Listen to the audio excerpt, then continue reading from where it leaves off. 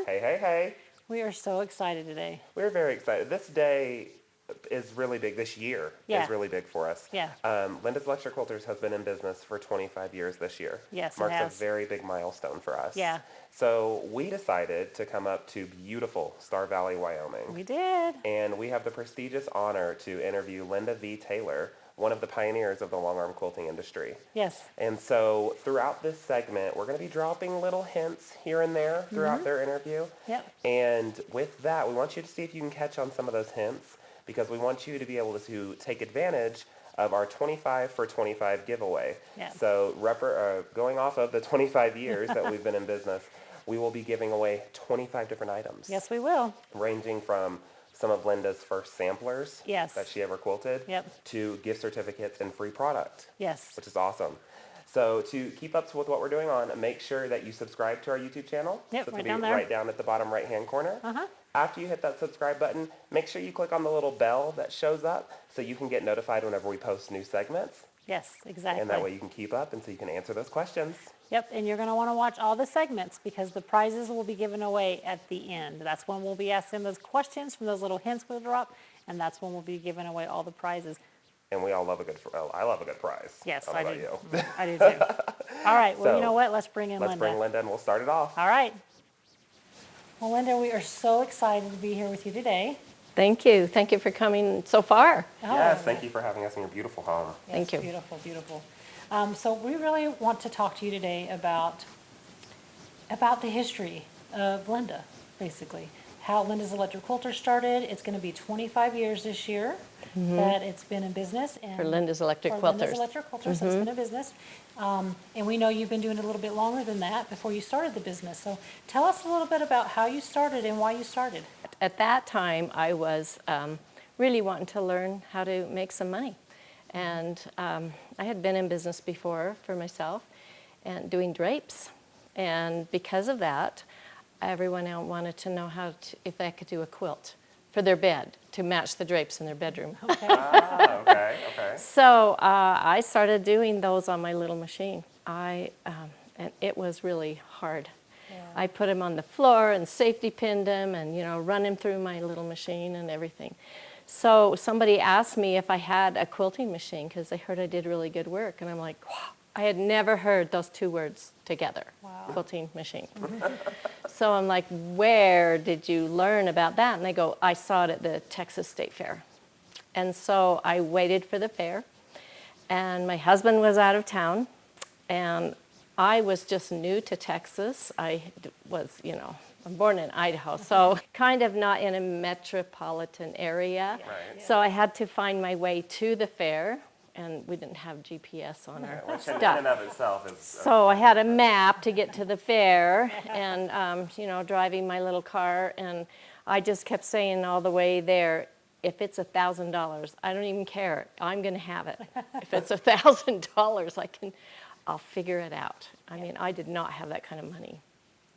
And the fair was a whole nother experience, and you can see my whole story online. In fact, we'll give you the link for that, but just a short version.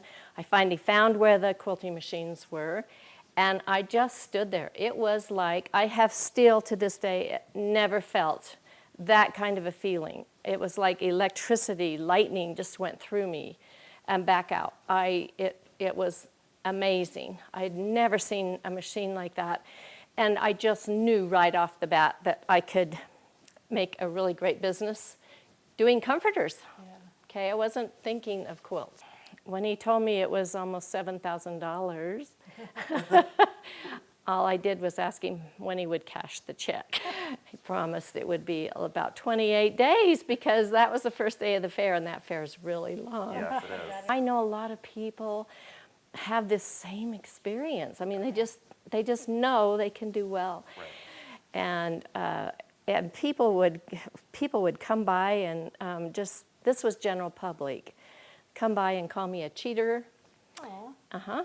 And say, oh, my grandmother would just roll over if she saw you doing that, with a machine like that. And I took customer quilts down there, and it was from 10 to 10, and we couldn't hire anybody to help, so it was me for 28 days. I about had a nervous breakdown. I But bet. I believe that. just quilting, it was an amazing experience. It really was. So that's how I bought the machine. I had it in my living room for a year and a half, and then found a shop which was right next to the quilt store, Okay. downtown McKinney. Yeah. And then that's when I started Linda's Electric Quilters, which was in 1995. Wow. So where's the timeline on purchasing the machine? So 93. I bought it in okay. 93. Okay. So you got to have some fun, learn some techniques along the Well, way. I did, and it was because I started with comforters. I took my card to all of the places that did draperies, and they were thrilled. Yeah. They said, we have to send our stuff off to Louisiana, you know. And so I was doing comforters, and then the quilt store got word of it. I don't know how, they didn't even have Facebook. What? No social media? They started sending people with quilts, you know, and they'd say, well, no, I don't want an overall. I want, you know, I want lines here, which I didn't even know was cross-hatching. I just didn't know anything. Right. Yeah. And I want a design here, so I just had to figure it out. I just had to figure it out. And funny story, the machine was set at 80. Oh gosh. No, 0 to 80. It was set at 80. I figured it must be the manufacturer's setting, so I never changed that, Oh my goodness. ever. Now And this was before stitch regulators. So that's oh constant. yes, constant this is speed, this before thing's going. regulators, Yeah. and so when I went to the front and I'm doing straight lines, no rulers, nothing, Right. I just can't even imagine. But the customers were thrilled, and I was learning so much. It was all learn, and I just embraced everything that came toward me. So what made you want to turn it into a business and start it as a business in 95? I really felt like, well, I had a partner at the time, and she was very enthusiastic about it. And I had gone to Mr. Gamble to see if I could be a dealer, and he said, well, I don't really have dealers. But he was excited about me selling machines, and so was I, because people came and wanted to know more about the machine as well as the quilting. And we were invited to do the Dallas Quilt Show. And that was the first time they'd had a long arm at their show, at many of the shows. I just don't know. And they were so excited. And I told them I could teach them. And so that began my teaching career. And everybody that took lessons wanted to get a machine. So it just started like that. So that was a whole nother area besides the quilting. I had to hire people to help me quilt. Yeah. And then we moved inside of the quilt store, Right. because the building was sold that I was in. And so I was in there for about 6 years, and the computer program kept track of the amount of quilts that we did. And we did 15,000 quilts in Oh, 6 wow. years. Wow. That's a lot of quilts. It's a lot of quilts. And Yeah. all freehand too. All freehand. and- Yeah, that's 'cause crazy. Freehand and pantographs. Right. We Yeah. did a lot of pantographs and overalls as well. But So tell us a little bit about the pantographs. Like, how did you come up with that idea? well, the pantographs were very limited. I mean, like there were 6 that came with the machine. I figured that was probably the end of it. Until some of my customers go, well, I really don't, this choice is, is there something else? Well, what would you like? And so I came up with the stars and loops first. That was my very first pattern. Okay. And then I was at a show, and my husband said, I love this quilting on a piece that I had done. So he cut that out and copied that, and he was involved in a business that had big plotters, and he said, we can print our own pantographs. So we started printing and digitizing the patterns, and I had that in my family room. And my kids, I paid my kids to roll them. I mean, that's very simple. Yeah. And so they started getting involved, and I just suck everybody into this black It hole, became including you too. Don't laugh. Yeah. Well, So it definitely became a family business for you very fast. Absolutely. In 95, I was selling machines, and the delivery was in between whatever Rick's work was, because he was full-time at another job. And he finally said, what's it going to take? What if I just go full-time? Yeah. And you kind of and everybody's been in this situation. You sit down and you go, this is how much we need for food and rent, and and if we can just make that, for a while, we'll be okay. And we've never looked back. I don't even know how we did it before him. And I was keeping track of the quilts that I was doing in shoe boxes. Oh, yeah. Yes, this is due this week, this is due this week, blah, blah, blah. And he said, you can't do that anymore, Linda.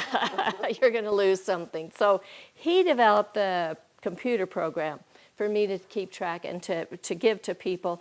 This is how much it's going to be, including tax and everything, I give them the final price. So it was very professional. And then later on, my son-in-law made the Quilters Business Suite, which was the very first program for business to keep track of that. Quilters could keep track of what they were making, Yes. the threads they were using, and all that So stuff. everything was there because I wasn't always the one to quilt it. And then even like the stipple strip, which here's an example of it. And I found out that, if you put medium stippling or micro, whatever, you don't know what size you're going to get. Right. So one day I just got frustrated because I even had people in their homes that were quilting for me, subcontractors that I trusted and were really good quilters. And so I made a big piece with that stipple strip, and from small to large, and then we numbered them, and then they cut it apart, and they each got one, so they knew exactly what number they should do. Because we had so many things happen, like one lady, you could see where people went to lunch, They start freehanding, and then they go to lunch, and then after lunch, they're sleepy, and it gets larger. Oh, I got to go home, and it. Yeah. So. So that example just stayed with them all the way. It so they knew did, what yeah. size. And so things like that were just because of necessity. Right. It sounds like you helped a lot of quilters with getting a machine from you, and then ongoing starting their own businesses too. Oh, yeah, I had included in my classes, I had 3 days of classes. And we did pantographs, we did technical skills, which is what I use most of the time, and then the freehand came. And then, of course, advanced classes after that. But included in that was also some business tips. Yeah. Because people don't have to go to classes to be in business. I mean, you can take classes, you can do all kinds of things now. Right. But they want you to sit back and go through all this, and you know what? You just need to get on the machine and get sewing, get quilting, and get that background first, and then that business is going to come. And I promised people that, and it happened. Yeah. I've seen people quit their corporate jobs. I've seen them just so happy to be able to go home with their kids and still make money, and just they're so happy. Yeah. So you're talking a little bit more about the technical skills and the teaching side of things. You talked about having that stipple strip, kind of giving someone a guide to follow. You've also, over the years, engineered different templates and rulers to make it easier to do all sorts of things. You want to talk a little bit about that? There was already a ruler out there that Marcia Stevens had. So we sort of used that, but you had to balance it on that little plate, Oh, yeah. the needle throw plate, plate. Yeah. You had to balance that on there, and it was hard to stitch in the ditch and all that. It was really hard. Then my friend Barbara Van Nuys developed the Wonder Disc that you could put on. She was the very first person ever to put this disc on. And of course, all the manufacturers have copied that, so that there is a stabilized plate around, so you can use that. And using that, I realized, like, I had so many double wedding rings to do. People started bringing quilts in from under the bed. They smelled pretty bad, some of them. But those double wedding rings, you can't use a straight ruler on those. So, I said, why can't we make a template that is curved? So the very first that I'm aware of, the very first shaped template was the Arch Guide. And then I did the star circle with a star in the middle, because I love stars. So you remember my first pantograph was stars and loops. And then circles. Learning to go around circles and making circles in the middle of the quilt on freehand was amazing. So developing those templates really helped you, or enabled you to be able to do a lot more designs, and also teach your students how to get out there and design around do their freehand around shapes. around shapes Yeah. that were perfect shapes. Yeah. Yeah. Yeah. So that's cool. Yeah. There were no computerized machines then. Yeah. Well, no. If they were, we didn't have them, so it's like, we have had lots of different, we have a whole, array of templates that I use. I found in the world today that there are zillions of templates that people develop for this or for that. But the ones that I've developed are only the ones that I really use. Yeah. I mean, you could have a whole wall of beautiful templates, and they're pretty, and we like them, and we pet them, and, but you don't really use them. The ones that I've developed are the ones that I use. I have to have that supply box ready all the time. Well, and and I've been around you a long time, so I came into the picture in 2001. I'm probably jumping a few years ahead, but I just remember watching you teach your classes, the technical skills class with those templates, and seeing the excitement in your students' eyes when they just learned something they had never seen before. Never even thought of Yeah, before, never let even alone thought even of, like, seen. Yeah. No. Who would have thought you could use a star, outline the star, and then put feathers around it? Yeah. These are things that just weren't out there, and I just watched Neither were you. feathers. Yeah. Not Yeah. very much. True. You had to draw them on, or you had to do this or that. And so, I think my freehand feathers were really some of the first freehand feathers. And you, on this sampler, you can see some of them look like little shells. No one taught me how to do feathers. They just evolved. Yeah, so we'll jump back in time. In 1995, you actually did your first sampler for your artistic freeform class. And it's amazing how you've got where you started and where you are today, but it shows all of us and inspires us that we can start somewhere and we can grow with it as well. Oh, yeah. And yet I look back at that sampler and it's good. Yeah, it was good. It was so good. I'm like, it looks like she knew what she was doing. But those things are so basic. Yeah. And if people know those basics, they can just do so Right. much. Really evolve from those skills. Do so much. And that class, you've taught that all over the world, I have. even. And so you've had thousands of Africa, students. even. I know. Had thousands of students go over with you in that sampler and learn all those basic skills to really get them going to help progress their quilting. Those hands-on classes were invaluable, Yeah. And it was like 4 to 8 students at a time, but they were hands-on, and they come out with incredible projects that they had done that they just were so thrilled to have done those, that they couldn't even believe it. You know what I mean? Yeah. It's like, I can't believe I did this. Right. And I know that they would go home and just thrive. The other thing was I was doing oftentimes at shows, and the first show we did was that Dallas show. And I would, from the back, we had a stylus, which wasn't even a point. I mean, it was like a 1/4 inch screw there, you know what I mean? So we're following that around. And but I would do that at shows, and it was so hard following that line.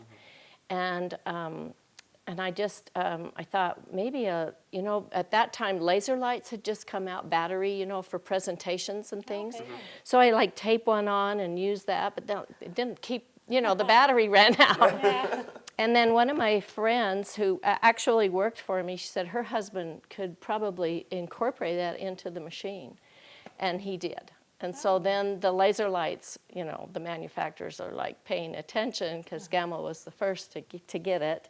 That's why the laser lights are there, to follow the laser lights. And there's so much you can do by moving that back and forth to save yourself time.